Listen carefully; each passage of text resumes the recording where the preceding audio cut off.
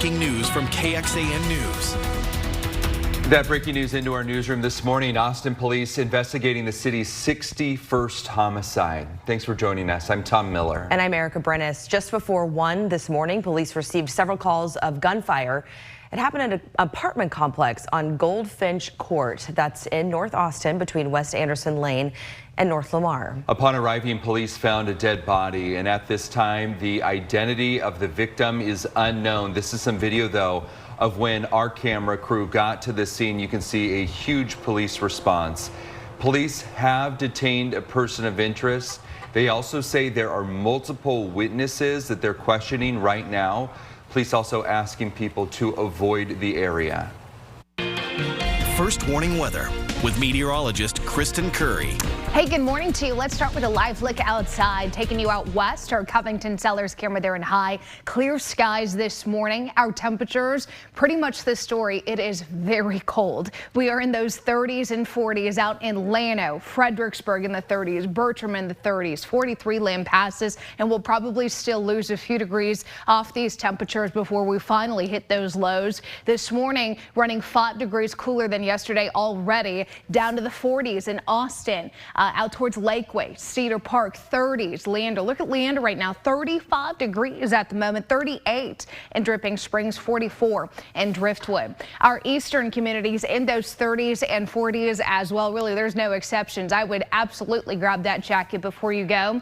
Got your weekend planner, plus a severe risk now for your weekend we need to talk about, and potentially our first freeze for some as we get into next week. More on that in your first warning forecast. Thank you, Kristen. All the votes are in, and incumbent Mayor Kirk Watson is the apparent winner in the Austin mayoral race. In Texas, a candidate needs more than 50% of the overall vote to avoid a runoff. Watson just 14 votes beyond that threshold with 50.004% of that overall vote. Travis County's final results came in on Wednesday night, and Williamson County's last batch of unofficial results came in last night. While these are technically unofficial results, the numbers are enough to project the race. What Travis and Williamson County have to do now is a canvass. It's where they make sure all the votes are correct. After the canvass, they'll post official results. That will happen no later than Tuesday. A meeting over President-elect Trump's pick for Attorney General is canceled. Politico reports the U.S. House Ethics Committee canceled its discussion on Matt Gaetz. The ethics panel has investigated Gaetz off and on since 2021, most recently focusing on alleged sexual misconduct involving a 17-year-old girl and other allegations. The results of that probe may not become public because Gaetz resigned from his House seat on Wednesday. The committee only has jurisdiction over sitting House members. Gaetz has denied any wrongdoing. Still, Republican senators who will oversee Gaetz' nomination have told NBC News they want to see the committee's report. Closer to home, police are naming the suspect in a deadly South Austin stabbing on Wednesday night. Investigators say 32-year-old Luis Marroquin stabbed and killed a man. They say it happened in the parking lot of a convenience store on South 1st Street near Ditmar Road. He's now charged with first-degree murder. Officers have not yet identified the victim. Police say, though, that the two knew each other because they both worked in that area. Still, though, investigators are calling it an unprovoked stabbing. The FBI believes it stopped a potential mass terrorist attack from happening in Houston. Agents say the Houston man they arrested admitted chilling details of his support for ISIS. He admitted to discussing how best to conduct an attack on local military recruiting centers. He admitted to wanting to use explosives to commit a mass killing here in Houston. The FBI says it arrested Anas Saeed last Friday. Authorities say the 28-year-old created and spread ISIS propaganda. If convicted, he faces 20 years in prison and a potential fine of $250,000. Austin's new police chief is rolling out a plan for her first 100 days on the job. The first step here is hearing from members of the public and her officers about what they want to see. KXAN's Brianna Hollis sat down with Chief Lisa Davis to discuss. What have been the biggest challenges so far? I think the challenge is truly getting out to see people. I mean, there's still substations that I've not been to because it's so busy. The role of chief is one that it's a big job, and there are a lot of people that want to meet with you, a lot of people with ideas and agendas and things they want to share with you, and they're all important. I mean, from business community to homeless to unhoused, all of those things are extremely important. What are some of your plans for increasing community engagement? Yeah, so that's starting with this 100-day plan of truly getting the community, getting with the Hispanic community and doing some outreach there. You know, we know that is a population that underreports, and some of that is just for fear of they don't want the government, you know, whether it's immigration status or what that is, but truly building trust within that community. And that's just one example. The UT students, how can we work more with the students there and getting into that community? So you have all these different pockets of community, and every neighborhood's unique and they're different. So how do we do that as an organization, get in there? And that's just going to be time, me showing up, me holding these forums.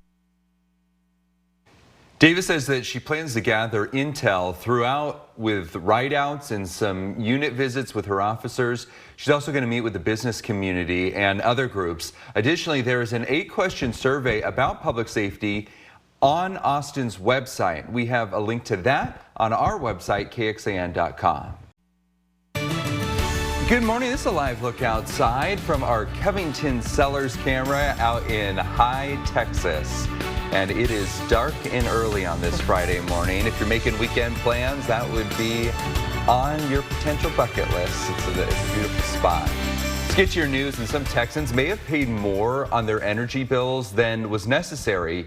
Houston-based CenterPoint Energy now accused of overcharging customers $100 million per year. The Public Utility Commission of Texas now approving an audit to investigate how that company is spending taxpayer dollars. Before Hurricane Beryl tore through parts of the Houston area this summer, leaving 2 million customers without power, the energy company was negotiating with the PUC about its increasing rates. After Beryl, the PUC put that talk on hold. Lieutenant Governor Dan Patrick is accusing the provider of spending $800 million to lease 20 massive mobile generators. However, 15 of them have never been used because they're very big and they would take days to move. Going in depth on this, the PUC approved Encore's resiliency plan to strengthen the electric reliability. Encore, that is the service provider for Central Texas, or one of them. It says its plan would help withstand and recover from extreme weather, cybersecurity, or physical security threats. It's the first utility that's been approved with its plan under a state law requiring utilities submit their proposals. This 2023 law also allows utilities to recover improvement costs through customer rates. Good morning. This year's first case of measles in Texas is right here in Central Texas. Pflugerville ISD sending a letter to parents yesterday says a doctor diagnosed an elementary school student with measles. The student attends Windermere Elementary. The district warned measles is rare but highly contagious. It's a respiratory infection. Symptoms include a total body skin rash as well as flu-like symptoms like fever, a cough, and a runny nose. Not a good time. Texas schools require measles vaccinations, but parents can request a religious or medical exemption. The Austin Regional Clinic Associate Chief of Pediatrics told us that a vaccine makes all the difference for how parents should respond. If your child was exposed and they are protected against their measles vaccine, then you really don't have much to worry about. You should follow the public health guidance, but you have less to worry about. The district told KXAN it's going to continue to monitor all student absences at the elementary school, but it's not anticipating more cases.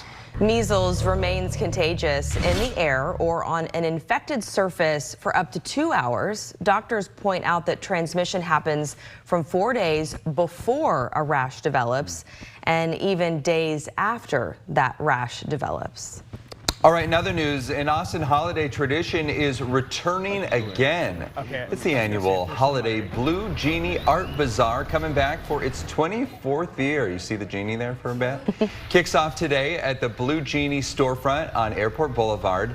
And it starts at 10 this morning, goes till 10 at night.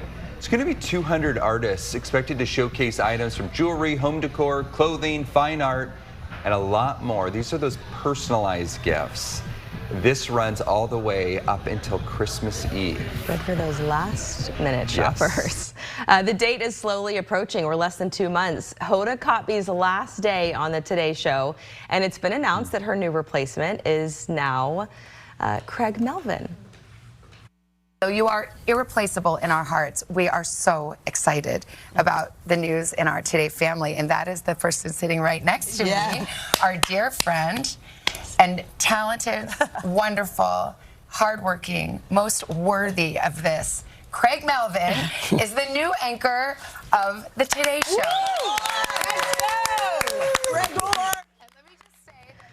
Melvin is set to continue his role as co-host of The Third Hour alongside Al Roker, Chanel Jones, and Dylan Dreyer. Hoda's last day is coming up January 10th. Melvin will take over on January 13th. I saw Jenna Bush is doing like a Jenna and Friends. So she's not going to do. Because Hoda's leaving. But, yeah, so there's not a permanent co-host. And who knows how long that'll last. Yeah. I'm sure eventually they'll find someone. That's so big I know. for him. When they named that yesterday, I was like, yes, Me he's too. the guy. Me too. That's kind of who I thought they would have. I hope so. People have been talking about it, like, who do you think it's going to be? And I was like, I think it's going to be Craig Melvin, just because he's earned it. He has. Like, he's been in the field, he's been reporting, he does all the live anchoring, and so he's done some big interviews. Yeah, I'm he's excited. really good. I'm excited to see what he does in his new role. Let me show you what's going on with your forecast here. You made it to Friday, friends. Radar is completely quiet. We've got temperatures, really the talking point this morning. It is cold. Grab that coat before you go. 36 Lano, 41 Georgetown, 45 in Austin. We've got 30s and 40s out across our eastern counties. Looking at the difference between right now and 24 hours ago, we're down by more than 10 degrees in Austin. That's what I'm talking about with the noticeable change here. Yesterday was chilly. Today, I would say most of us are cold with that temperature drop anywhere from about 5 to 15 degrees. From the 50s, we go to the low 70s, and then eventually we're on our way to the upper 70s. Those afternoon temperatures very similar to what I was showing you yesterday, going with a high of 77 today. For the weekend, we do get back to the 80s. Not much to worry about tomorrow with the low 80s and a mix of sun and clouds. Sunday, however, we are going to be looking at the chance of storms late. So most of your Sunday will be dry, but it's late in the day into the evening and night that we see an increasing storm chance, fueled by an increase in moisture. Look at that moisture return here starting tomorrow and then peaking Sunday and Monday.